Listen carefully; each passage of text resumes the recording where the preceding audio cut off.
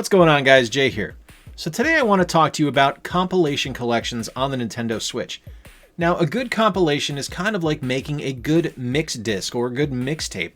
You want to make sure, obviously, that you've got the greatest hits on there, but you also want to have some deep cuts on there to show some of the things that people might not understand or know about your company, your collection, or in the case of a mixed disc, your musical tastes. Today we're going to look at 14 fantastic compilations on the Nintendo Switch, so let's dive on in. One of our favorites at the Square Pegs household is the Capcom Beat 'em Up Bundle. This is a game frequented by Victor and I and was his main introduction to side-scrolling beat-em-ups. This collection gets you the arcade releases of 7 games: Final Fight, Captain Commando, King of Dragons, Knights of the Round, Warriors of Fate, and for the first time on a home console, both Armored Warriors and Battle Circuit. Each game can be played in English or in Japanese, and each has online multiplayer support. There's a museum gallery here as well, loaded with concept art, character art, and collection art. I also really dig the inclusion of save states, meaning you can pop into Captain Commando, wreck some fools with Ninja Commando for a few minutes, save, and then get back to the real world without worrying about your progress being lost or having to play for ages to complete the game. The Castlevania collection is massive. You get a ton of fantastic Castlevania action here with the original NES trilogy of Castlevania, Simon's Quest, and Dracula's Curse. You get both Castlevania The Adventure and Castlevania II Belmont's Revenge from the Game Boy, Super Castlevania 4 for the SNES, Castlevania Bloodlines for the Genesis, and for the first time in the US, Kid Dracula from the Famicom. Each game plays true to its original release, both for good and for ill. The Game Boy games in particular haven't aged particularly well, but they're still fun to be had there. The NES, SNES, and Genesis games, however, run like a dream and are still a ton of fun to play. And Kid Dracula is an unexpected treat, giving some levity to an otherwise dreary and dark series of games. Outside the main attraction, you've got a ton of visual options to view the games with, and there's also a History of Castlevania book included digitally to peruse and enjoy. Alright, the Contra collection is probably my least favorite of the compilations I've purchased, but it's still really solid. The Contra collection gets you multiple versions of 5 different games. Contra gets you the arcade, NES, and Famicom versions. Super Contra gets you the arcade and the NES versions. Contra 3 The Alien Wars gives the SNES, and Super Probotector, Alien Rebels, the PAL release for the SNES over there. Contra Hardcore for the Genesis, or Probotector for the PAL release on the Mega Drive, and Operation C for the Game Boy. The different versions are neat, but ultimately it's a lot of the same thing over and over with some slight differences in play. For example, between Hardcore and Probotector, you go from being able to play as Ray, Sheena, Fang, and Brownie to generic robots CX1, CX2, CX3, and CX4. Still, it is Contra, so you know exactly what you're getting into here. Run, shoot, die, repeat. It's fun if you're into the Contra games. Like the Castlevania collection, there's a History of Contra digital book as well to thumb through, as well as a ton of visual options so you can put filters on the screen while you're playing. Straight up what needs to be said about the Mega Man Legacy Collection beyond the facts. You've got a collection of 10 of the best classic NES, SNES, and PS1 era platformers starring the Blue Bomber in what is arguably one of the greatest compilations ever released. Seriously, Capcom was firing on all cylinders. You've got a massive list of games to play through here, as well as bonus content like artwork, music, and time trial challenges. Capcom even included Mega Man 9 and Mega Man 10, Gen 7 releases that were a return to form for the series' 8-bit roots. There's something really kind of magical to be able to play through classic NES games like the Mega Man series on an HD TV in such a beautiful presentation as what's offered here. About the biggest issue I honestly have with this collection is that Capcom put Legacy Collection 1 on the cart rather than both games. So you've got to download to add to your internal storage, which is a little unfortunate. Still, this is a great compilation and definitely worth picking up for your collection. As big of a fan of the Blue Bomber as I am, I missed the Mega Man X games growing up. I played a few of them here and there, but I just couldn't get that into them at the time for some reason. I guess my mind was monopolized by Street Fighter, Final Fantasy, and Sonic the Hedgehog. But being the Mega Man fan that I am, a few months ago there was a big Capcom sale on the eShop, so I decided to dive in and basically play all these for the first time with the release of this compilation. And I gotta be honest, I'm really digging the first 6 games on this collection. X7 and X8 are a bit jarring, just based on the complete change of gameplay and visual styles, but there's good bones there as well. I just need to spend more time with them. And like the OG Legacy Collection, you get a ton of features added in. There's a boss rush mode, a massive museum of art, merchandise and commercials, and there's even an animated film about the villain Sigma. This is a solid collection, and since it tends to go on sale pretty frequently digitally, you can get it for fairly cheap. Man, I feel like a bad Mega Man fan right now, but I also missed out on the Mega Man Zero and ZX games when they debuted on the GBA and DS. So the Zero and ZX Legacy Collection for me is completely unique.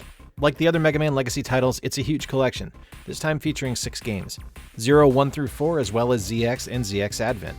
Your focus this time on Zero as a playable character, and things pick up about 100 years after the Mega Man X series. The games themselves are solid and a ton of fun to play. And major kudos to Capcom for getting the functionality of the DS to work on the Switch. It's really impressive. Outside of the normal games, you also have a special game mode called Z Chaser. Think of it like Ghost Laps in Mario Kart. There's also options to race against friends locally, as well as running against records posted online. There's a casual play mode, so you can experience the game without stress, different screen filters, and some artwork and music to browse. Again, Capcom really is delivering on these compilation collections. I am a sucker for all things Street Fighter. A ton of my friends are Mortal Kombat guys, but me, I was all in on the Street Fighter mythos. And King of Fighters, but until there's a King of Fighters, Fatal Fury, Art of Fighting, Samurai Showdown collection for SNK, I'm going to avoid talking about those for now. But the 30th anniversary collection for Street Fighter is a love letter to the classic Street Fighter games I grew up with. And the original Street Fighter. Yes, you too can finally play the, let's call it the rough cut original game that inspired the sequels and everything else that's come since, as well as 11 other classic Street Fighter titles. You get 5 different versions of Street Fighter 2, all 3 alpha releases, my personal favorite Street Fighter games, Dan, Karen, Rolento, Sakura, and Cody for the win, as well as all 3 Street Fighter 3 releases. Each game runs and plays great, or, in the case of the original Street Fighter, plays as it was intended to. There are online leaderboards, a museum including artwork and an interactive timeline, massive character bios, and a full-fledged music player. Oh man, where to start? Okay, this is huge. The Sega Genesis Classics Collection is the biggest collection you're going to get on the Switch right now, outside of the SNES and NES collections offered by the Nintendo Switch Online service. First off, the interface of this game is top-notch and so important to the overall ambiance of the game. This feels like my childhood room, down to the bookshelf full of Genesis cards and random-ass posters on the wall. This is a massive, and I cannot stress enough, absolutely massive collection of games. And the chances are that it's going to feature some of your favorite titles. Unless, of course, you are an Echo or Eternal Champions fan. Yeah, sorry about that. Here's the list, top to bottom. Ready? Alex Kidd in the Enchanted Castle, Alien Soldier, Alien Storm, Altered Beast, Beyond Oasis, Biohazard Battle, Bonanza Bros, Columns, Columns 3, Comic Zone, Crackdown, Decap-Attack, Dr. Robotnik's Mean Beam Machine, Dynamite Heady, E-SWAT, City Under Siege, Fatal Labyrinth, Flicky, Gain Ground, Galaxy Force 2, Golden Axe 1 through 3, Gunstar Heroes, Kid Chameleon, Landstalker, Light Crusader, Phantasy Star 2 through 4, Rystar, Shadow Dancer, The Secret of Shinobi, Shining Force 1 and 2, Shining in the Darkness, Shinobi 3, Sonic 3D Blast, Sonic Spinball, Sonic 1 and 2, Space Harrier 2, Streets of Rage 1 through 3, Super Thunderblade, Sword of Vermilion, Revenge of Shinobi, Toe Jam and Earl, Toe Jam and Earl, Panic on Funkatron, Vector Man 1 and 2, and Virtua Fighter. And that's before we even talk about the extras and challenge modes. This is the perfect compilation. The original Super Mario All-Stars for the SNES, available now with your Nintendo Switch Online membership subscription while supplies last, was fantastic, collecting together some of the most influential games ever released, with Super Mario Bros., Mario 2, Mario 3, and Mario The Lost Levels.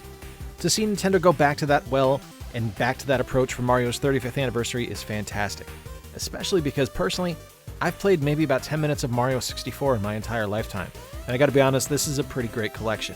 Mario 64 still has, we'll be generous and call it several camera problems, but it's still a ton of fun to play and truly charming. Galaxy is gorgeous and huge and somehow also so very tiny at the same time. It's a testament to the design work that Nintendo does by having the ability to mix this huge, overwhelming skybox and tiny world traversal. It's a masterpiece of design, but for me, the main event is Sunshine. This, discounting Odyssey, which is nearly perfect, is my favorite Mario 3D title. I love the setting, I love the idea of trying something new with Flood, and I love the overall design of the game. I do miss having analog button support like we did with the GameCube on the shoulders, but honestly, after about 5 minutes of playing, you figure things out and it plays like a dream. I know a lot of us, myself included, had visions in our head of full HD remasters of all of these games, but it wasn't to be, and that's okay. Sometimes you just don't mess with perfection. Alright, this is Azure Striker Gunvolt Striker Pack. Now, Inti Creates is basically a synonym for quality at this point, so finding the Striker Pack for sale was a must-buy. These are ports of the 3DS games that released, and boy howdy are there a ton of improvements. The frame rates have been up from 30 to 60 frames per second, the screen layout has been optimized, there's HD Rumble added now, and all DLC from the 3DS versions of the game have come preloaded on the cart. There's also been some music added to the game, improved cutscene graphics and text improvements, gameplay adjustments, and full Pro Controller support. These games are fantastic side-scrolling insanity and are an absolute joy to play.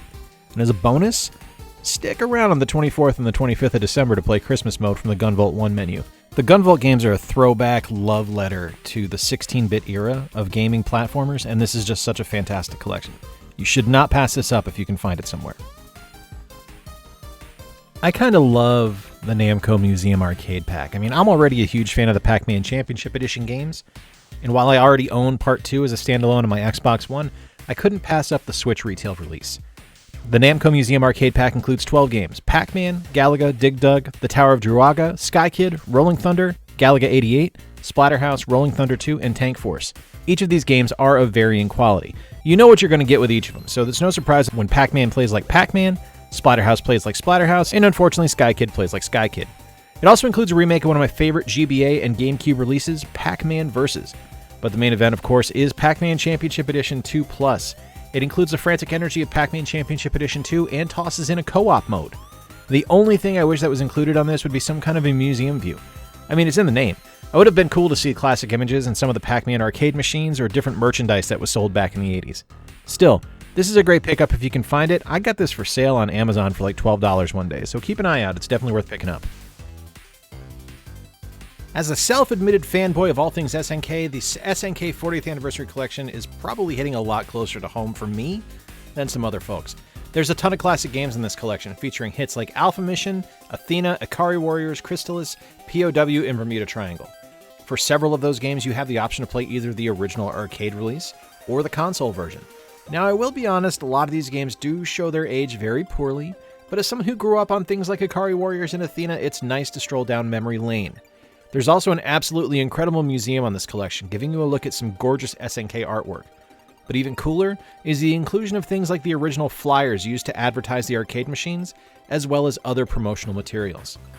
Now, I will say I've run into a few crashes on this one while navigating menus, so the stability while moving around is a bit iffy at times, but gameplay itself has been solid and has run smoothly and played great for me. Alright, straight up, Guacamelee 1-2 Punch cannot be missed. Guacamelee by itself is one of my favorite titles. When the game first released, I remember scouring Orlando for a halfway decent wired Xbox 360 controller to be able to play it on my PC. This is one of those games I've bought multiple times. It's full of frantic beat-em-up Metroidvania goodness, tons of Lucha Libre love, and some absolutely hilarious dialogue. The 1-2 Punch collection loads you up with the definitive editions of both Guacamelee Super Turbo Championship Edition and Guacamelee 2.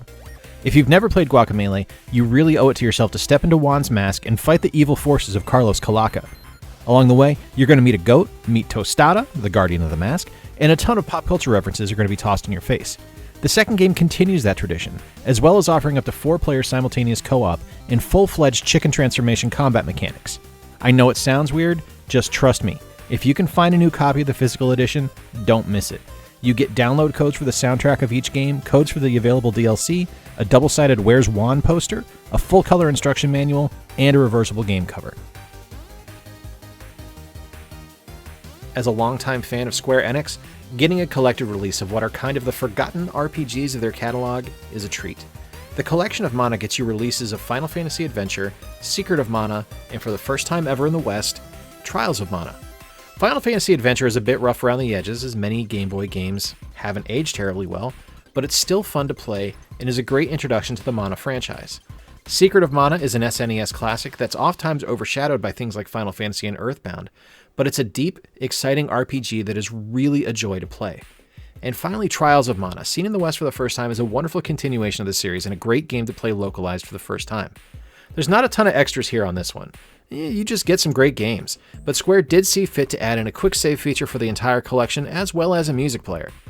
And if you can find the physical edition, which seems to be on sale on Amazon nearly every week lately, you also get an awesome reversible cover with it. 14 fantastic compilations, 14 fantastic different collections of games that you can get for your Nintendo Switch. Now, yeah, some are definitely bigger than others when you look at things like the Sega Genesis Collection and the SNK 40th Anniversary Collection. Then you have some very small ones, like Azure Striker Gunvolt or the Guacamelee 1-2 Punch Connection. But each of these collections, I'm telling you guys, is fantastic and is a wonderful addition to your Switch collection. But I'm asking you now, what are some of your favorite compilations on here? You guys are lucky. I considered putting both Pinball FX3 and Star Wars Pinball on here because there are different tables, but I thought better of it at the end, realizing that that isn't really a compilation. It's just a collection of pinball tables. But let me know down in the comments below what your favorite compilations are, and if you would like to see more compilation coverage in the future, let me know specifically what you'd like to do. I'm strongly considering going in depth on a lot of these, and going into some more detail on the games that are involved. Obviously, we've got some big stuff in there like Super Mario 3D All-Stars, but then there's some lesser known things as well, like the aforementioned Azure Striker Gunvolt. But guys, that's going to do it for today. If you enjoyed the video, please let me know by giving it a thumbs up. It lets me know that you're enjoying what we're doing and you're engaged with what we are creating. If you are new to the channel and you've watched this far, please do consider subscribing because it lets us know that you are interested in what we're making, and we will keep making content for you. We're doing 2 videos a week right now, and we're looking to increase it to 3. Until next time, guys, I have been Jay. I appreciate you being here. Play more games, stay square, and take care. We'll talk to you soon.